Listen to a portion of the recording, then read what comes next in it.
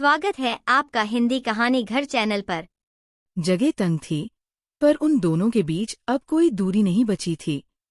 सान्या ने नई ड्रेस पहन रखी थी, एक टाइट फिटेड बॉडीकॉन। पीछे जिप नहीं चढ़ रही। उसने धीमे से कहा। अयान ने कांपते हाथों से उसकी पीठ की जिप ऊपर की। उंगलियां उसकी गर्दन को हल्के से छू रही थी। सान्या की सांसें तेज हो गईं। फिर उसने पलटकर उसकी तरफ देखा।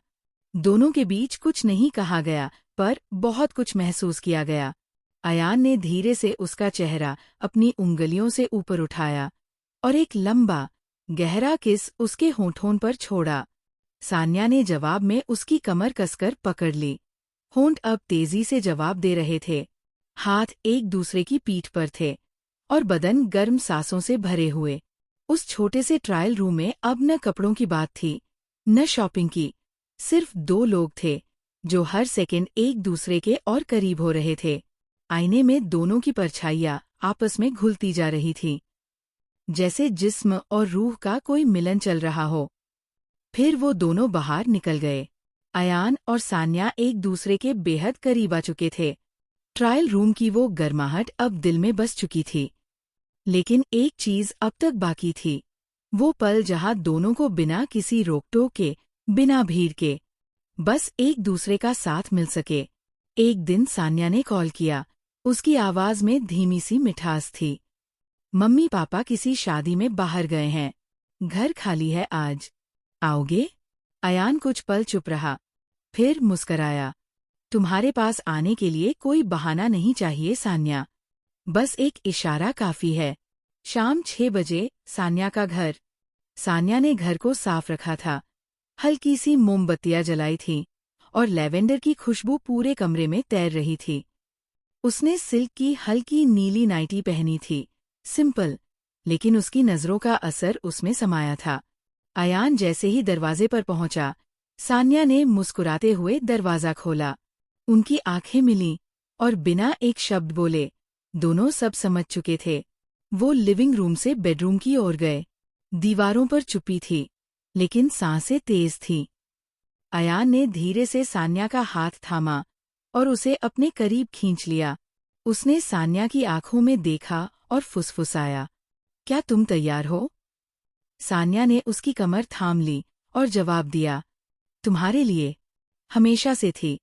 कमरा अब सिर्फ उनका था।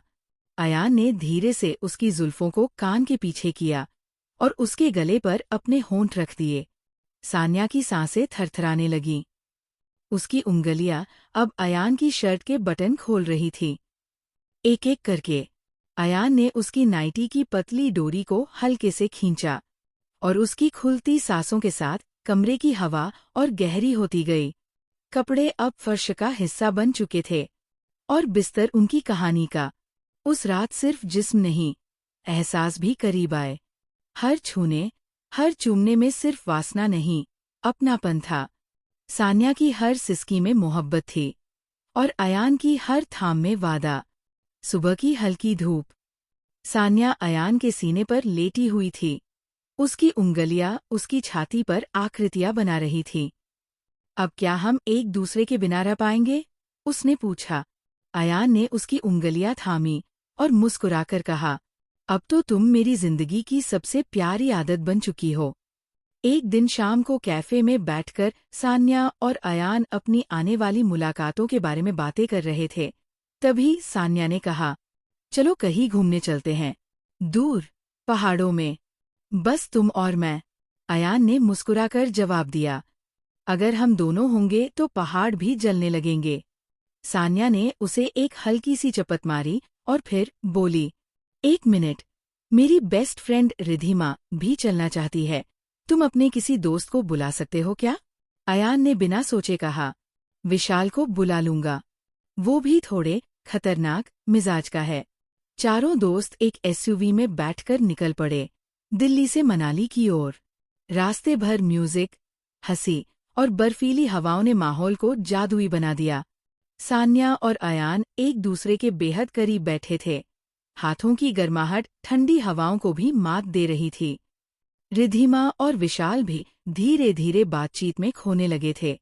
विशाल की मजाकिया बातें रिधिमा के चेहरे पर हंसी और आंखों में चमक ला रही थी।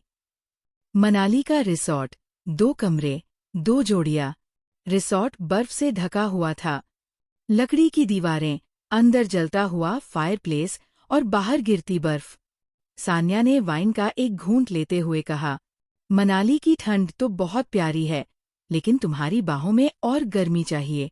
अयान ने धीरे से कंबल के अंदर उसका हाथ थामा और उसे अपने पास खींच लिया। कमरे में सिर्फ लकड़ी की हल्की सी चटक, उनकी सांसें और बाहरी बर्फ का सन्नाटा था। कंबल के नीचे वो दोनों धीरे धीरे एक दूसरे में समा गए। एक नई जगह, पर वही पुराना जुनून। दूसरी ओर विशाल और रिधिमा। रिधिमा अपने कमरे की बालकनी में खड़ी थी जब विशाल ने उसके लिए कॉफी लाकर दिया। तुम्हारी आंखें मनाली की वादियों से ज्यादा खूबसूरत हैं, विशाल बोला। रिधिमा ने हल्की हंसी में जवाब दिया, तुम फ्लर्ट अच्छे हो। और वही बालकनी में खड़े खड़े दोनों के बीच वो पहली हल्की झिझक वाली लेकिन दिल से निकली मुस्कानें बंध गईं। सुबह की धूप चारों के रिश्ते में नई ऊर्जा लेकर आई। कहानी अब सिर्फ सान्या और अयान की नहीं रही, अब इसमें रिधिमा और विशाल भी थे। प्यार, दोस्ती और ट्रिप की मस्ती अब एक नई कहानी बुन रही थी। अगले भाग के लिए जुड़े रहें चैनल के साथ।